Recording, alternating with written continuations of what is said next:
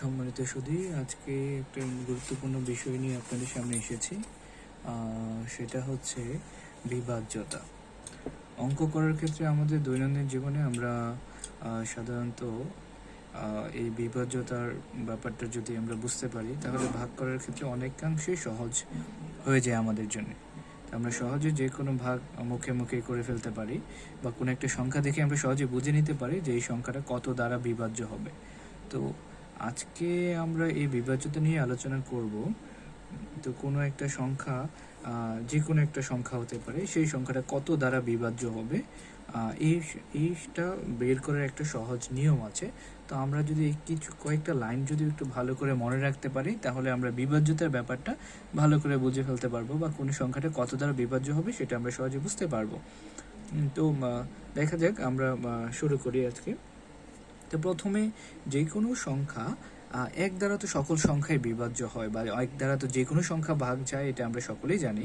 তো এক দ্বারা তো আর ভাগ করে দেখাতে হবে না, তাহলে আমরা দুইয়ের নিয়মটা আসি। দুই দ্বারা কোনো সংখ্যা দুই দ্বারা ভাগ যাবে কখন? দুই দ্বারা কোনো সংখ্যা কখন ভাগ যাবে? যদি কোনো সংখ্যার শেষ অঙ্কটি শেষ অঙ্কটি যদি 0, 2 অর্থাৎ যে কোনো জোড় সংখ্যা থাকে, 0 হতে পারে, 2 হতে পারে, 4, 8, 6, তো এই সংখ্যাগুলো যদি থাকে শেষ অঙ্কে,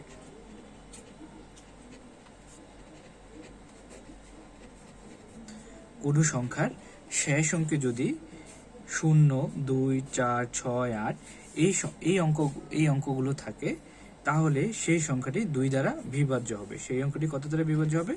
2 দ্বারা বিভাজ্য হবে। তাহলে একটা উদাহরণ দিয়ে যদি আমরা দেখতে চাই, আমরা যদি 138 একটা সংখ্যা দিই, এই সংখ্যাটার শেষ অঙ্কটি কত?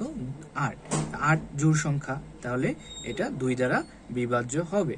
অথবা যদি দেখি 250, এটা শেষ অঙ্কটা কত? শেষ অঙ্কটা হচ্ছে 0। যেহেতু শেষ অঙ্কটা 0 একটা জোড় সংখ্যা, তাই এটি 2 দ্বারা বিভাজ্য হবে। তাহলে 2 দ্বারা বিভাজ্য হবে কখন? যখন কোনো সংখ্যার শেষ অঙ্কটি 0, 2, 4, 6, 8 অর্থাৎ এই জোড় অঙ্কগুলো থাকে, তাহলে সেই সংখ্যাটি 2 দ্বারা বিভাজ্য হবে। এখন আসা যাক 3 দ্বারা। কোনো অঙ্কটি 3 দ্বারা, কোনো সংখ্যা 3 দ্বারা বিভাজ্য হবে কখন? 3 দ্বারা বিভাজ্য হবে কখন?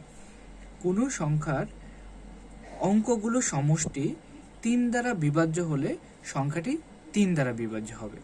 আমি লিখে দিচ্ছি, কোনো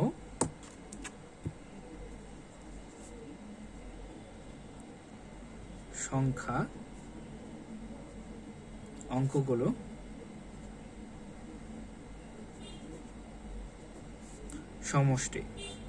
সমষ্টি মানে কি? যোগফল। সমষ্টি 3 দ্বারা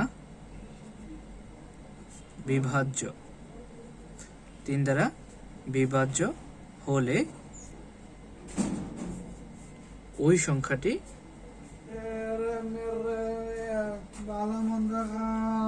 3 দ্বারা বিভাজ্য হবে। তার মানে কোন সংখ্যার অঙ্কগুলো সমষ্টি 3 দ্বারা বিভাজ্য হলে ওই সম্পূর্ণ সংখ্যাটি 3 দ্বারা বিভাজ্য হবে। আগে সংখ্যাগুলোর কি করতে হবে? যোগফল বা সমষ্টি বের করতে হবে। সংখ্যাগুলোর কি করতে হবে? যোগফল বা সমষ্টি বের করতে হবে। যেমন যে কোনো একটা সংখ্যা ধরা যাক,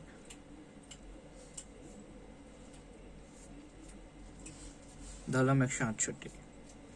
এই সংখ্যাটা যোগ করে দেখি।